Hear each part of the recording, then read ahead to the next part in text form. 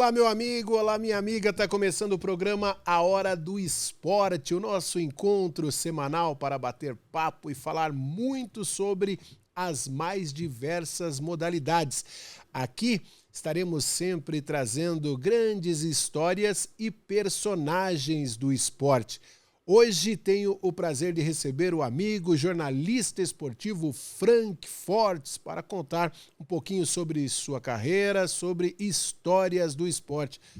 Tudo bom, Frank? Que bom tê-lo aqui. Muito obrigado por participar com a gente aqui no programa Hora do Esporte. Luciano, eu que agradeço o seu convite. Luciano é um amigo de tantas jornadas aí, como diria o Roberto, né?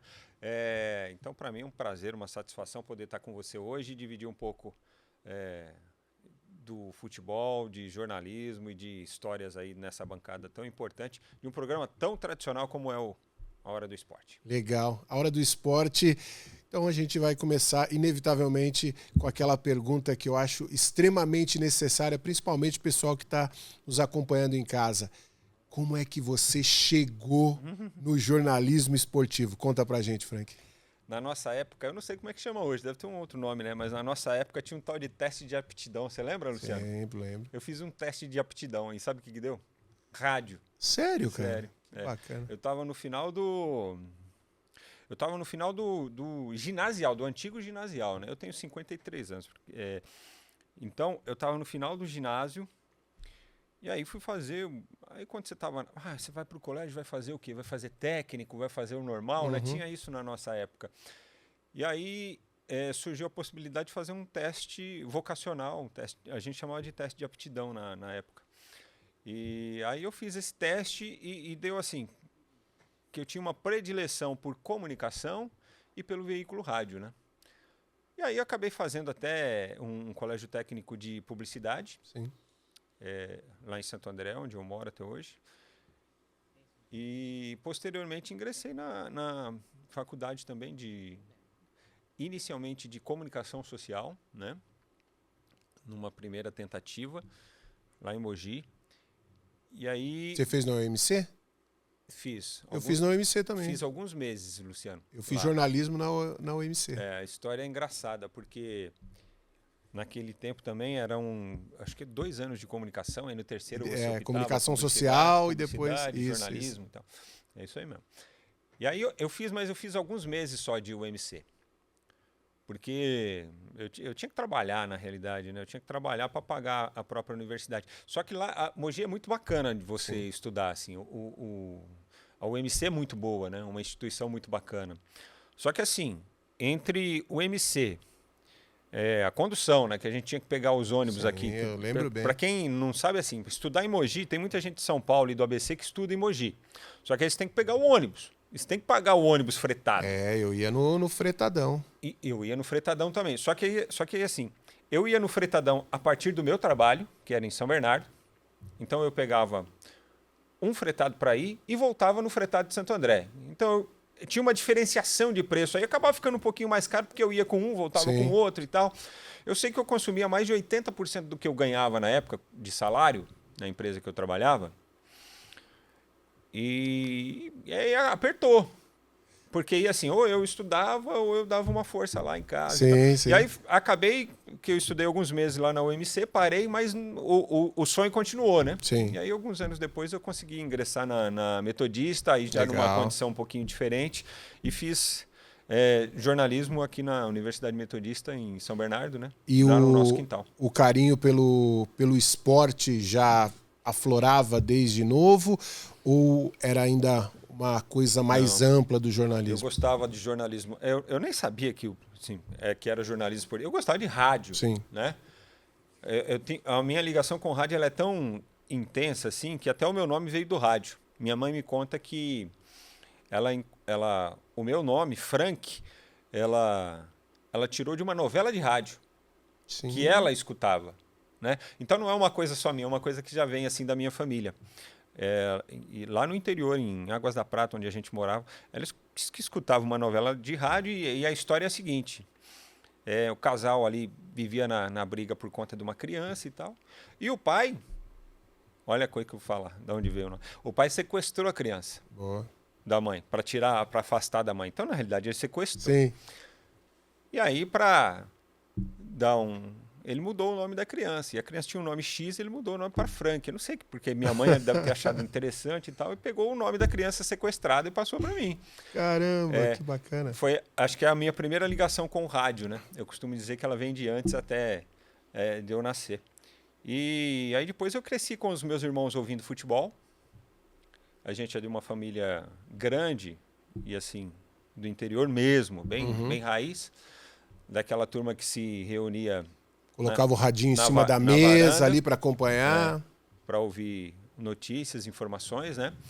E essa foi a minha formação. E aí depois, quando eu comecei a ouvir futebol, Luciano, é um negócio engraçado, porque eu mudei para São Paulo pequeno, tinha 4 anos, e os meus irmãos ouviam futebol pelo rádio. Só que assim, eu não sei porquê. Foi uma coisa muito natural. Eu desenvolvi percepções sobre a transmissão esportiva do rádio. Eu vim descobrir isso, evidentemente, anos depois, né? Quando eu estava começando. Então, na quarta-feira à noite, eu ouvia a transmissão esportiva do radinho do meu irmão. A gente tinha um beliche. Meu irmão dormia embaixo, eu dormia em cima. E ele ficava com o radinho no travesseiro ali e eu escutando em cima. E no domingo, era na mesa da cozinha. Meus irmãos e meu pai. Todo mundo ouvindo o jogo e tal. E não importava assim, meus pais torciam para um time, eu torço para outro. E não importava o time que jogava. Domingo, às 4 da tarde, a gente ouvia futebol no rádio. Era aquela reunião familiar para acompanhar. Você entendeu? E aí, assim... Aí eu comecei pelo áudio do rádio, eu comecei a perceber umas coisas e tal. Aí saía um gol, assim, não era gol do meu time. Eu falava, ai, que droga, e saía andando e tal. Aí parecia um gol, eu já saía comemorando. O narrador não tinha gritado o gol ainda. Eu estava comemorando ali, ei, gol. Aí meu pai olhava, meu irmão olhava. Aí vinha o Osmar Santos e gritava, ripa na chulipa, pimba na gordura. Ih, que gol. Aí o meu pai virava, como é que você sabia que era gol, moleque? Eu falei, não, pai, eu sabia. É que eu tinha ouvido a torcida antes gritar. Sim, sim. Sabe? Então, na minha cabeça já tinha... Sim. Né? Mas não é... Mas assim, para quem ouvia o rádio só por... A pausa, às vezes, do narrador, né? Ele vai, chutou, aí falou isso aí, é porque ele tá puxando o ar para gritar e aí eu achava que era uma coisa comum. Sim. Que era normal, né? Mas, por exemplo, meu pai, que tinha outra ocupação na vida, meus irmãos que tinham outra ocupação na vida e que ouviam o rádio para torcer pelo seu time. Só como informação, não tinha a sensibilidade que você tinha. Eles não tinham essa sensibilidade aí, né? Daí eu falei, pô... Aí meu irmão falou, tem alguma coisa errada aí. Eu falei, não, tem alguma coisa certa, pô, na realidade, né? E foi por aí que foi. Aí depois eu fiz esse teste aí e sempre tive o sonho mesmo de trabalhar no rádio. Acabou que deu certo. Não, e rapaz, a gente se conhece há tanto tempo e eu tô ouvindo a sua história e tem muitas coisas parecidas. Tá se identificando? Com a minha, porque primeiro a gente estudou em Mogi, tô sabendo agora, a gente estudou na MC, também tinha essa loucura do trabalhar e também pegar o fretado e sabendo que, né, a despesa era alta. Eu lembro que eu me tornei...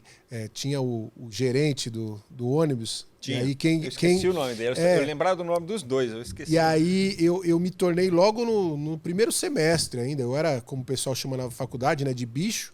Eu ainda era bicho, mas eu me tornei gerente porque eu sabia que ia sair era uma forma de eu economizar. Então eu fazia o trabalho chato de ficar cobrando todo mundo, mas aí eu tinha um desconto ali. E você falou sobre o nome, né, com ligado à novela.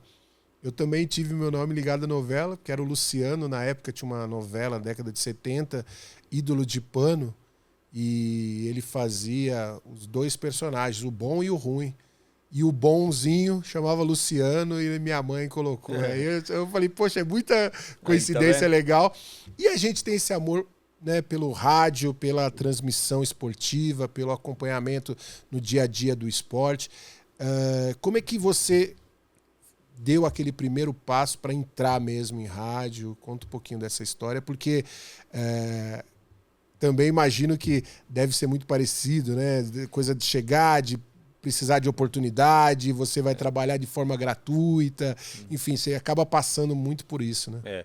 Hoje as oportunidades estão assim, as portas se abrem a partir de web rádios, né? Sim. Vamos dizer assim. Hoje você tem, que é um grande filão e é muito bom, eu gosto muito, porque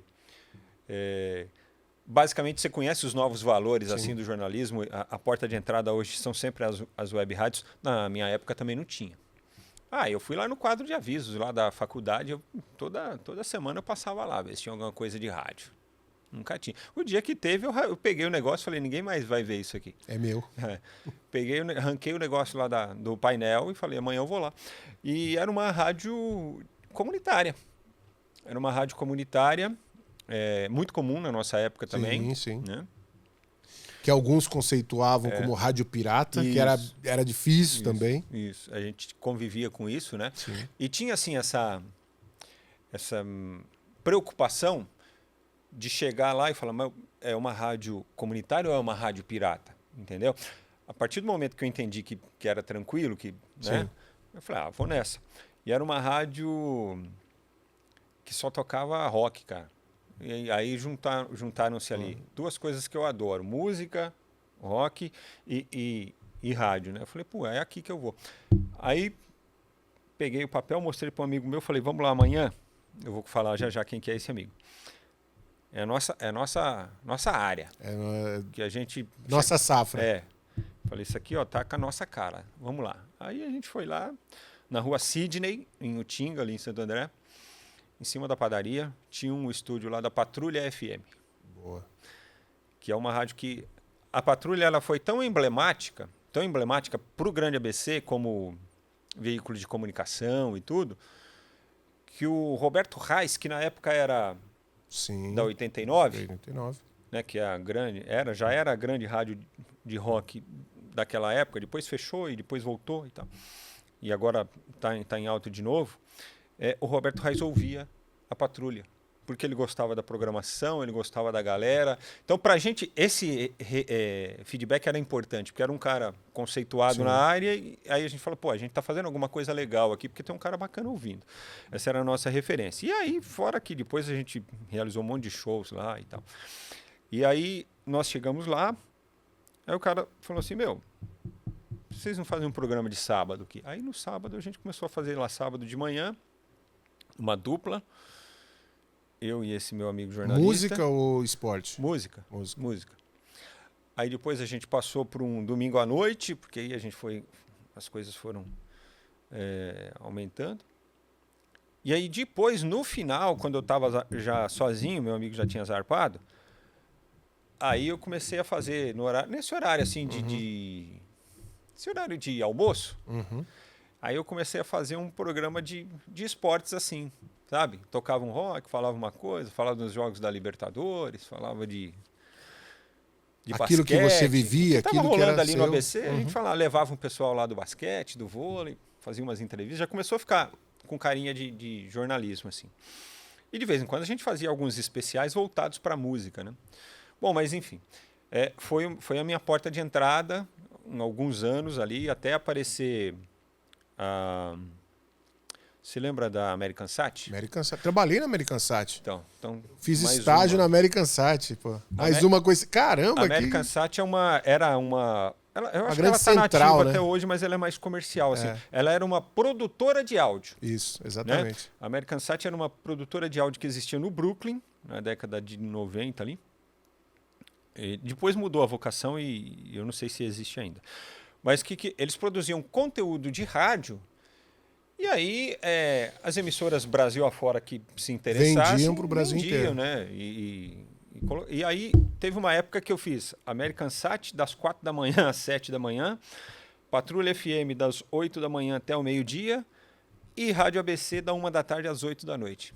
Que bacana. Foi assim que eu comecei no rádio. Até engrenar essas três aí, todas juntas. Aí eu começava às 4 da manhã e até às 8 da noite. Aguentei evidentemente, alguns meses, né? Sim. E...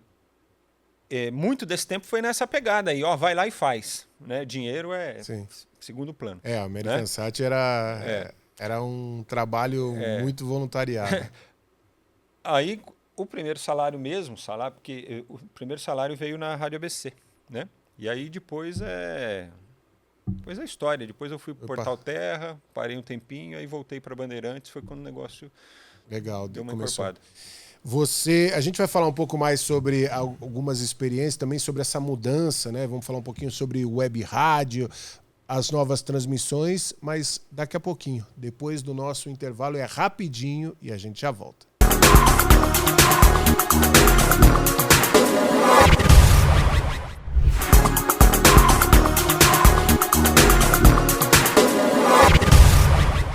Legal, voltando aqui no seu programa A Hora do Esporte, hoje recebendo Frank Fortes, jornalista esportivo, para a gente falar um pouquinho sobre cobertura esportiva. Falamos um pouquinho sobre a sua carreira no primeiro bloco. Ô Frank, hoje, em relação àquilo que a gente viveu, e acho que você teve acho que principalmente na Bandeirantes, momento que talvez você tenha ido mais para campo, né? Bem diferente do que a gente tem hoje, né? De acessos. Então, essa galera que está acompanhando hoje, que busca o jornalismo esportivo, é um outro cenário. Eu não cheguei a pegar, por exemplo, aquela reportagem que o pessoal até mais antigo de jogador se trocando, ainda entrava efetivamente dentro do vestiário, mas a gente ainda fazia aquele boca a boca ali na porta, para conversar, algo que hoje quase não existe, né? Difícil a gente ter, hoje se chama zona mista, essa mudança toda. Como é que você viu e como é que você pode passar também para os mais jovens em relação a tudo isso que está diferente? Ó, Luciano, para te falar a verdade, eu preferia quando era só zona. Entendeu? Depois que virou zona mista e tentaram organizar, o negócio deu uma estragada. Eu vou explicar já. Mas só para pontuar aqui, eu disse que ia falar um nome aqui, né? Sim. Da pessoa, do jornalista que me acompanhou nessa empreitada aí no começo do rádio. Esse cara hoje é um dos grandes jornalistas do Brasil. É um dos caras mais competentes da televisão brasileira. É o Alexandre Isaiasso. Ele é repórter da TV Globo, ficou muito tempo trabalhando aqui em São Paulo. Hoje ele trabalha na Rede Amazônica e traz assim as principais notícias do norte do país, ele que traz para a gente, e notícias assim importantes. Se tornou uma referência jornalística assim no Brasil. Eu tenho muito orgulho assim de ter estudado com o Japa e de ter iniciado no rádio com ele, porque ele é uma grande figura. Então, mas lá quando eu digo assim que eu preferia quando era somente zona, porque era bagunçado, mas era legal, porque pelo menos você podia falar com todo mundo. Ou com quem quisesse falar, entendeu? Não tinha aquele negócio de o assessor determina 2 jogadores, esses 2 jogadores vão passar na zona mista, os outros 2 vão embora. Os outros 9 vão embora, os outros 18, sei lá quantos. Que é o que acontece hoje, né? Então, a gente ficava ali, ou na porta do vestiário, ou aguardando a saída dos jogadores, mas assim, todo mundo passava ali, todo mundo falava e não tinha problema nenhum.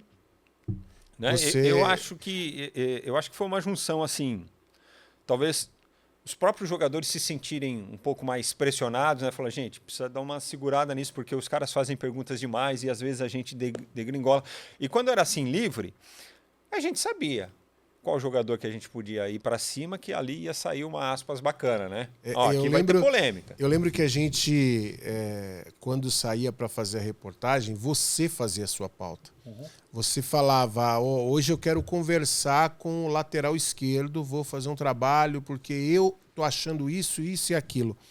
Hoje você sai, lógico, o jornalista ele tem que estar sempre muito bem informado para poder decidir ali na hora o que ele vai perguntar, até porque você não sabe com quem você vai falar. Você fica sabendo, às vezes, por exemplo, num treinamento, no final do treinamento ou no jogo, vai ser o fulano.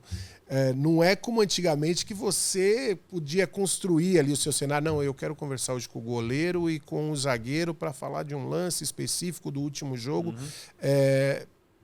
Não vou dizer que isso vai empobrecer, porque aí também a gente entra naquela coisa de ficar só lamentando. São novos tempos, acho que dificilmente a gente vai ter um retorno. Mas o conteúdo talvez não fique tão denso como poderia, né? É verdade. Dentro daquilo que te oferecem, você tem que buscar algo mais ali para fazer algo de diferente, né? Outro dia a gente teve um derby aí, né? E aí na zona mista falaram 4 jogadores dos juniores. 2 do Palmeiras e 2 do Corinthians. Tudo bem que assim, os jogadores do Palmeiras foram importantes ali porque fizeram gols, né? foram 2 meninos da base ali e tudo, e tem o garoto Estevão que está chamando a atenção de todo mundo, já é uma realidade, apesar da juventude. Mas assim, ficou para mim um negócio meio sem sentido. Principalmente do lado do Corinthians. Como é que o time, você perde um jogo importante, e aí você coloca 2 jogadores oriundos das categorias de base para dar satisfação para o torcedor, para segurar aquela onda ali, quando você precisaria de jogadores mais experientes, de jogadores que pudesse matar a crise no peito, vamos dizer assim. Para mim foi meio, naquele momento ali, você jogou os meninos aos leões, né? Porque passou ali na zona mista, também o jornalista não vai perdoar, ele vai ficar perguntando, ele vai pressionar. Você acha que é uma rivalidade que as pessoas acabam criando, às vezes, entre o jornalista e o entrevistado? A gente está falando especificamente do esporte, né? Quase que diário aí, conflitos entre treinadores, jogadores. E hoje a gente ainda sofre um outro problema que é muito mais sério, onde você não tem o direito de uma réplica. Você faz uma pergunta, se a pessoa te responde mal, você não tem o direito de pegar e falar, não, eu não disse isso, você interpretou errado, na verdade eu quis dizer isso ou aquilo. Simplesmente vai para o próximo e às vezes o próprio núcleo ali de jornalistas não tem aquela união para falar assim, não, olha, eu acho que seria legal terminar a resposta do meu amigo. Não, ele já começa num outro sentido. Também é um sinal de novos tempos, essa nova ação que a gente tem que se deparar? Em algumas situações, assim, tem que prevalecer o bom senso, né? Primeira coisa, e isso eu acho que quem faz media training deveria, ou deve, né, chamar a atenção das pessoas, seja um esportista, um treinador, um dirigente, falando especificamente do esporte, né? Mas serve para político, serve para qualquer um, serve para o empresário, para qualquer um que está ali fazendo media training. Deixa o jornalista perguntar, entendeu? Deixa ele concluir a pergunta. A hora que chegar no ponto de interrogação, aí você responde. Tem entrevistado, eu não sei se por orientação, se faz de propósito, você tá no meio da pergunta e ele já contesta. E começa, e aí você não fala mais. Isso é ruim, isso não é legal. E aí eu acho que tem que ter a parte realmente de quem trabalha na comunicação, de quem faz a assessoria, deixa a pessoa perguntar. Não sei se falta um pouco dessa orientação, mas a gente vê muito disso, né? Essa relação, né? De respeito mútuo, né? Mas tem entrevistado que faz de propósito também. Não sei se você já percebeu, mas eu vou citar aqui, a presidente do Palmeiras, ela não deixa as pessoas concluírem as perguntas. Apesar de, assim, eu acho que ela é uma boa gestora, ela faz coisas diferentes e tal, mas assim, para dar entrevista, muitas vezes ela não deixa você concluir uma pergunta. Sim. E ela, não, eu também sou jornalista. Gente, né? Eu também sou jornalista e tal. Princípio básico. Você é jornalista, deixa o seu companheiro perguntar, pô. Ô, Frank, porque não é, mas é uma como é que fala? Uma alternativa dela, é um subterfúgio dela para, vou direcionar para onde eu quero. E é uma autoridade que acaba se criando ali, né, pela posição. Ô, Frank, dá para se lembrar de um jogo, talvez o mais importante, ou um que tenha te marcado, assim, dentre tantos que você já fez? Dá, claro, pô. 2005, meu primeiro jogo pela Bandeirantes, para mim foi o jogo mais importante que eu fiz na minha vida. Primeiro, minha estreia em campo como repórter foi num 8 de abril de 2000 com Santo André 0, Mirassol 1, no Bruno José Daniel, gol do Alex, um meia lá do Mirassol. E eu só sei porque eu fui o segundo repórter, então eu fiz o Mirassol. Sim. Né? Um jogo que era para ser no domingo, foi antecipado para um sábado à tarde para fazer parte das comemorações do aniversário da cidade. Então a data também ficou bem marcante assim para mim. O Roberto Valdavino era o técnico do Mirassol e o técnico do Santo André eu não lembro quem que era. Entendeu? Você estava focado mesmo na sua focado no que atividade segundo repórter. E esse foi um jogo importante.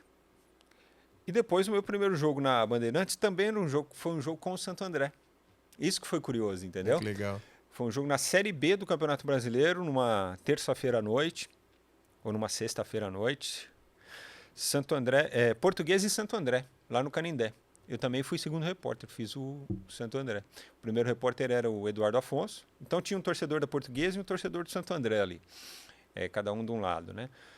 E o jogo terminou 2-2. Santo André abriu 2-0. A Portuguesa depois foi buscar um empate. Empatou 2-2. Lá o Kleber, acho que é um meia que tinha lá na Portuguesa, jogou demais. Fez um gol de falta, fez os 2 gols do empate lá. Foram jogos marcantes, assim. E o que foi mais marcante para mim foi que muitos anos depois, a torcida do Santo André fez uma postagem nas redes sociais e me marcou ali. Eu estava num cantinho assim, sabe? A foto tá aqui, quadradinha, tá aqui no cantinho da foto. Assim, que legal. E a torcida me marcou. Tá aqui um andreense aqui e tal. Você falou essa coisa do torcedor, né, da Portuguesa, torcedor de Santo André. Você consegue ainda ter essa relação torcida? Lógico que todo mundo que está no meio do esporte, está no meio do futebol, a pessoa tem um carinho por uma agremiação, mas você ainda consegue ter o sentimento da felicidade, do sofrimento? Opa! Não deixei nunca de ser torcedor. Aliás, assim, eu costumo dizer pro pessoal assim, foi legal você falar isso aí, que todo mundo tem um carinho assim. Jornalista esportivo que fala que não torce para time nenhum, tá mentindo. Tá, né? Mentindo. Tá mentindo, mas assim, grotescamente, grosseiramente. Porque a paixão pelo futebol, ela começa num time. Ela não tem como começar de outra maneira. Eu gosto de jogar futebol. É óbvio, todo mundo gosta, né? Eu gosto, o Luciano gosta e tal. E se eu tivesse mais talento, com certeza seria jogador, não seria jornalista. Mas a paixão pelo futebol, ela tem origem num clube. Sim. Né? Então isso aí é balela. Eu sofro. Quando eu prefiro trabalhar, Luciano. Eu prefiro... eu faço de tudo para estar no campo trabalhando, ou na redação fazendo alguma coisa num momento de decisão, ou num jogo importante do meu time, porque é um sofrimento ficar em casa assistindo o jogo. Véio. Você falou a coisa de torcida. Pode torcer para 4 times, não? Não, porque eu torço. Não, pode, eu torço para 4 times. Eu tenho um amigo que torce para cada. E eu recebo muitas críticas. Eu recebo muitas críticas por isso. Mas e o pior que eu digo para todos assim, poxa, é verdade que eu torço. Eu sofro pelos 4 times. Aí as pessoas não entendem, rapaz. Pode isso, não? Eu tenho um amigo ou eu tenho que buscar um tratamento? Eu acho que uma terapia seria legal. Mas eu tenho um amigo que inclusive vocês podem fazer terapia de grupo juntos, porque ele disse que tem um time em cada estado. Eu falei, não, para com isso aí é balela, isso aí não existe, não dá, é impossível. Um time em cada estado? Eu tenho 2 num estado, o outro é de outro estado e o outro é de outro país. Não, eu entendo assim, você gostar de vários times. Gostar. Mas torcer, na hora quando joga aí um time seu contra outro time seu, tem um time que você vai torcer mais. Jogaram recentemente, o coração fica divididaço. É complicado, complicado. É complicado isso. Mas eu não sei, acho que também não tem mais aquela coisa do sofrimento. Eu tenho trabalhado muito isso nos anos, mas o gostar do esporte, acho que a gente acaba meio que abraçando. Sim. Também tantas coisas. Né? O bom do trabalho é isso, que trabalho é trabalho. Então, sim. Eu pelo menos acho que consigo ter o discernimento de, na hora do trabalho, fazer o que tem que ser feito. Agora, em casa, assistindo o jogo, aí a mão esfria, fica gelada, começa a suar, sabe? Dali a pouco eu tenho que sair, tomar uma água, ir pro banheiro, jogar uma água no rosto, porque o negócio ferve. Ô Frank, o momento do jornalismo esportivo com blogs, com as web rádios, hoje a gente está falando até um segundo momento, você citava a criação das web rádios, eu participei muito disso. Eu lembro que em 2006, logo que eu voltei da Copa da Alemanha, eu fui convidado para iniciar um projeto e eu não lembro de ter tido uma outra web, era através do site Futebol Interior, e a gente começou. Lembro que foi a primeira registrada na Federação Paulista na época. Então isso talvez tenha começado ali naquela 2006, 2007, talvez. Agora, hoje a gente também tem uma participação muito grande de influencers que, na verdade, estão vinculados somente ao nome próprio ali e à sua rede social. Como é que você tem visto essa evolução E mais do que isso, né? Que eu não sei se é evolução, mas eu sei que é realidade. Assim, hoje é uma cobertura muito mais democratizada, vamos dizer assim, né?